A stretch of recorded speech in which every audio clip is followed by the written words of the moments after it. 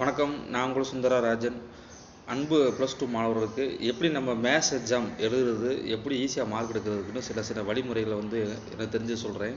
அதை நம்ம நோட் பண்ணிவிட்டு நம்ம நாளைக்கு நடக்கிற கணித எக்ஸாம் நல்லபடியாக எழுதுறதுக்கு ஒரு ஐடியாவுக்கு சொல்லலாம். என்னன்னு கேட்டிங்கன்னா, இப்போ 21 மார்க் நமக்கு இருக்கும். அவங்க கொடுக்குற ஆன்சர் ஷீட்டில் ஃபஸ்ட்டு பேஜில் 10 எழுதுங்க, அடுத்த பேஜில் 10 எழுதுங்க. ஏன்னா திருத்துறவங்களுக்கு ஈஸியாக கரெக்ஷன் பண்ணுறது, டோட்டல் பண்ணுறதுக்கு அவங்களுக்கு ஈஸியாக இருக்கும். அதனால் 1 மார்க் விஷயத்தை நல்லா கான்சன்ட்ரேட் பண்ணுங்கள். ஃபஸ்ட்டு பேஜ் 10 1 மார்க்கு, அடுத்த பேஜில் ஒரு 10 1 மார்க்கு. 1 மார்க் ஆப்ஷன் ஆன்சர் ரெண்டுமே சேர்த்து எழுதுங்க.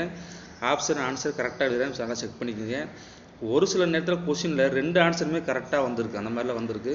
நீங்கள் உங்களுக்கு தெரிஞ்சதுனால ஏஆர்சி அந்த மாதிரிலாம் போடாதீங்க. ஏதாவது ஒன்று தான் எழுதுங்க. 2 எழுதி வச்சிங்கன்னா மார்க் தர மாட்டாங்க. நம்ம 1 தான் எழுதணும்.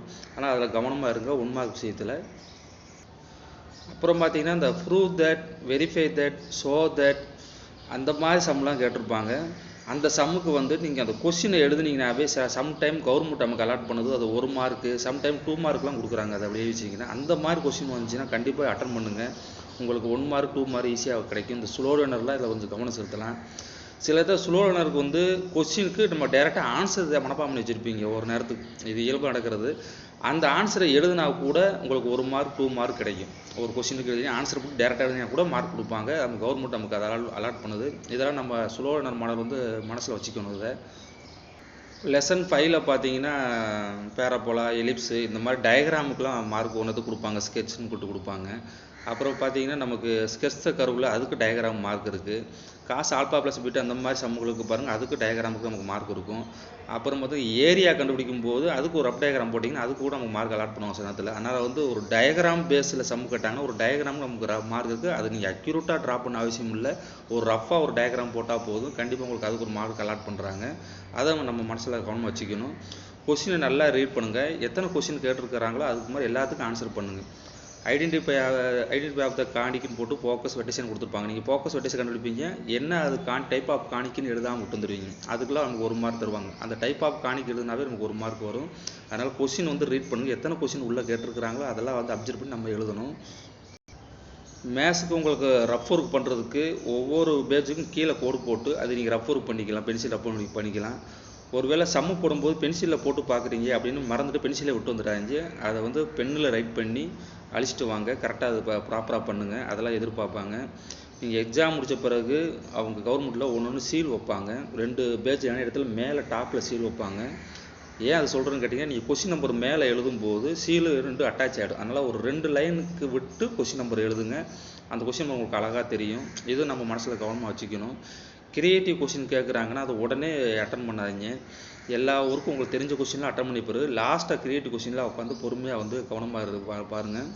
சில மாணவர்கள் என்ன பண்ணியிருக்கிறாங்க, 12 மணின்றது அவங்க கண்ணுக்கு 1 மணி மாதிரி தெரியும் பதட்டத்தில். அதில் டைமிங் கரெக்டாக பார்த்துட்டே வரீங்களான்னு பாருங்கள். கடைசி 1 ஹவர் அவங்க சொல்லும்போது கொஞ்சம் உஷாராகிங்க. டைம் இப்போ 12 மணி தான் ஆகுது அப்படின்னு உஷாராகிட்டு அதைப்படி போங்க. 7 2 மார்க் எழுதியிருக்குமா பாருங்கள். ஏன்னா ஃபிசிக்ஸ் இதெல்லாம் பார்த்தீங்கன்னா 6 2 மார்க் போதும் மாதிரி இருக்கும். அந்த மைண்ட் செட்டு சிலத்துக்கு இருக்கும். ஆனால் 7 2 மார்க் எழுதியிருக்கிறோமா, 7 3 மார்க் எழுதியிருக்கிறோமா, 7 5 மார்க் எழுதியிருக்கோமான்னு பாருங்கள். அதெல்லாம் கவனமாக வச்சுக்கோங்க. 21 மார்க் நம்ம எழுதிட்டோமா அப்படின்னு நம்ம வெரிஃபை பண்ணுறது அது ரொம்ப முக்கியமான விஷயம் நமக்கு. அப்புறம் இந்த எய்தர் சைஸில் 45ன்னு போட்டுருவீங்க. அது ஏவா பின்னு எழுத மாட்டீங்க. அதை கொஞ்சம் ஞாபகமாக வச்சுக்கிட்டு 45ல் ஏவா 45ல் பியா அப்படின்னு அதையும் கொஞ்சம் செக் பண்ணிக்கோங்க.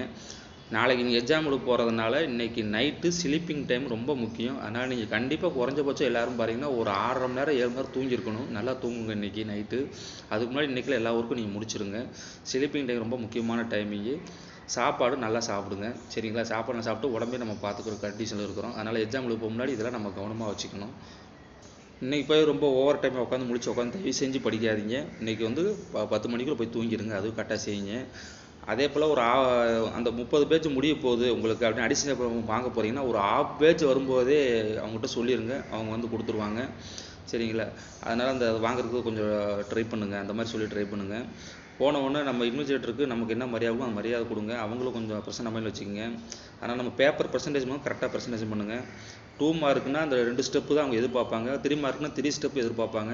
5 மார்க்குனா ஒவ்வொன்றும் கரெக்ஷன் 5 ஸ்டெப்பு தான். எது மார்க்குன்னு நம்ம உங்கள் சாரில் சொல்லி கொடுத்துருப்பாங்க. அதுக்குள்ளே அழகாக பாக்ஸ் போட்டு முடிங்க. லெஃப்ட் ரைட் இருந்துச்சுன்னா 1 2 போட்டு லெஃப்ட் ரைட் போட்டு கரெக்டாக ஃபினிஷிங் பண்ணுங்கள். இந்த மாதிரி அழகாக உங்கள் பேப்பர் ப்ரெசன்டேஷன் ரொம்ப அழகாக இருக்கட்டும். அடித்து திருத்திருந்தீங்கன்னா அதுக்காக ரொம்ப அடிச்சிட்டோம் அப்படின்னு நினைக்க வேணாம், பரவாயில்ல அடிச்சுட்டு அடுத்த பக்கம் எழுதுங்க. அதே போல் ஒரு கண்டினியூஸ் வந்து கரெக்டாக மெயின்டைன் பண்ணுங்கள். ஒரு கொஸ்டின் கீழே கொஞ்சம் கடைசி எண்டிங் வந்து கொஞ்சம் தான் பேஜ் இருக்குது, ஆனால் 5 மார்க் எழுதுறீங்கன்னா அப்படி எழுத வேணாம், அடுத்த பேஜில் எழுதி ஃபுல்லாக எழுதுங்க. இங்கிட்டு பாய் அங்கிட்டு பாய்னா ஒரு மாதிரி டிஃப்ரெண்ட்டாக இருக்கும், உங்களுக்குமே எழுதுறது கஷ்டமாக இருக்கும், திருத்துறவங்களுக்கு கஷ்டமாக இருக்கும். அப்போ அதெல்லாம் கொஞ்சம் மெர்ஜ் பண்ணி கரெக்டாக ஃபாலோ பண்ணி எழுதுங்க. ஒவ்வொரு சம்முக்கும் 2 3 மெத்தட்லாம் இருக்கும், அதெல்லாம் சொல்லி கொடுத்துருப்பாங்க. இந்த மெத்தட் போடுவோம் அந்த மெத்தட் அப்படிலாம் நீங்கள் யோசிக்க வேணாம். நீங்கள் எந்த மெத்தட் வேணால் போடலாம், மார்க் கவர்மெண்ட் கொடுப்பாங்க. கொஸ்டினில் இந்த மெத்தட் தான் மென்ஷன் பண்ணியிருந்தாங்கன்னா அந்த மெத்தட் தான் நீங்கள் கண்டிப்பாக செய்யணும். அப்போ அதுவும் எதிர்பார்ப்பாங்க, அதை ஞாபகம் வச்சுக்கோங்க. நீங்கள் பாட வேறு மெத்தட் போட்டுருவானா, கொஸ்டினில் கேட்குற மெத்தடுக்கு நீங்கள் யூஸ் பண்ணி அந்த சம்மை சால்வ் பண்ணுங்கள். அதுவும் நம்ம கவனமாக இருக்கணும்.